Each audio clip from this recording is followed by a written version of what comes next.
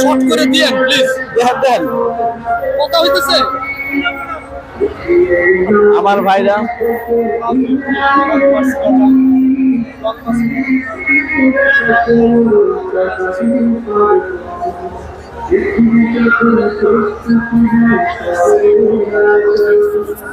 ফিলিস্তিনের পক্ষে আজকে যে সংহতি, সেটা হাজার হাজার লক্ষ লক্ষ মানুষ, হাজার হাজার লক্ষ লক্ষ অগণিত মানুষ এখানে আসতেছে।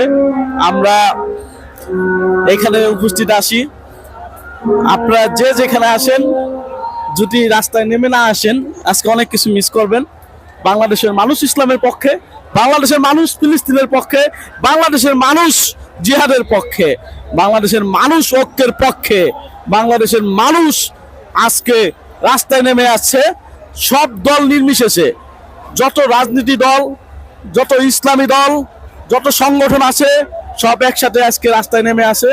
আপনারা যে যেখানে আসুন, রাস্তায় নেমে আসুন।